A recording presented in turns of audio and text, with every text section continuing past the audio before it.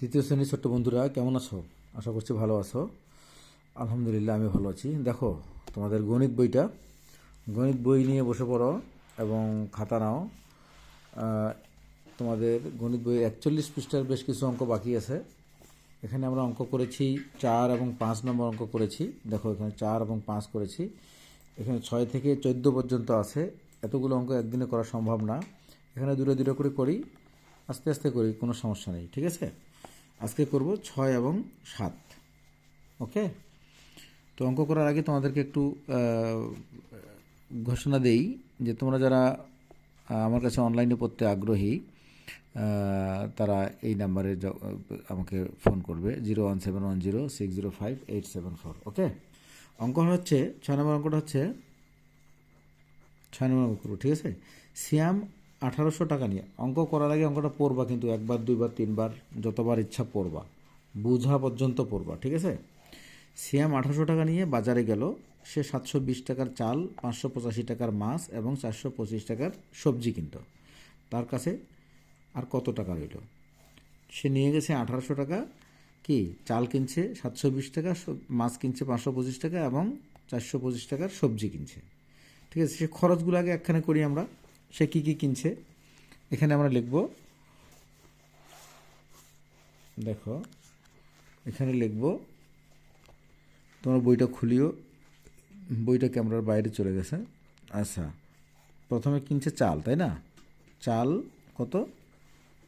720 টাকা। তারপরে মাছ কত?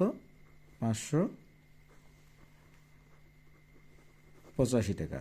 তারপর সবজি 425 টাকা।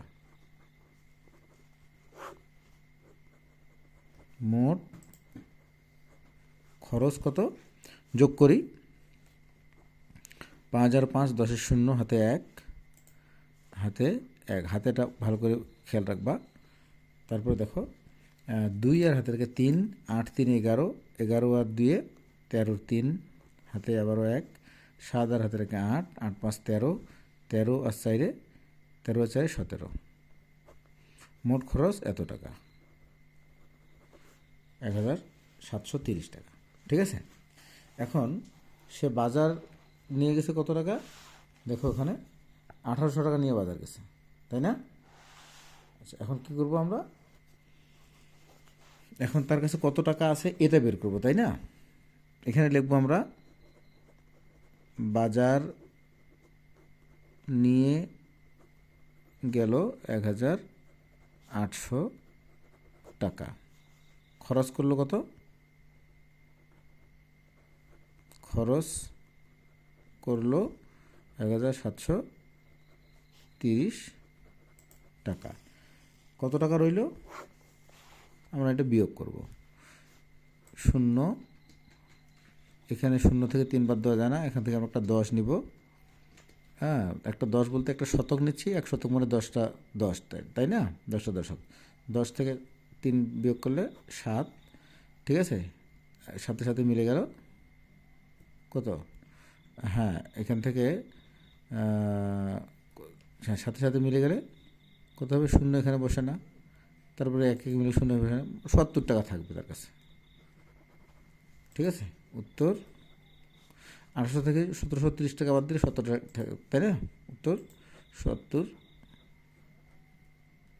টাকা রইল, ঠিক আছে। আচ্ছা, এরপরে আর একটা অঙ্ক করব, 7 নম্বর অঙ্কটা করব। একটা নার্সারিতে 950টি চারা গাছ ছিল, এর থেকে 532টি চারা গাছ বিক্রি করা হলো। ওই নার্সারিতে আরও 420টি নতুন চারা গাছ আনা হলো। এখন নার্সারিতে কতটি চারা আছে? এইটার মতোই 2 ধাপে অঙ্কটা করতে হবে। চারা গাছ ছিল 950টা, বিক্রি করলো 532টা, আবার লাগাইলো 420টা, কয়টা থাকলো? দেখো খুব সহজ অঙ্ক। বইটা তোমরা খোলো, 6, এটা 7 নম্বর। 7 নম্বর কি? এখানে লিখবো আমরা চারা গাছ ছিল কত? 950টি, তাই না? 950টি। এখানে লিখব বিক্রি করলো কতগুলো? 532টি। 532টি। রইল কতগুলো? এখানে একটা 10 নেই, এখান থেকে 10 থেকে 2 বিয়োগ করলে 8, ঠিক আছে।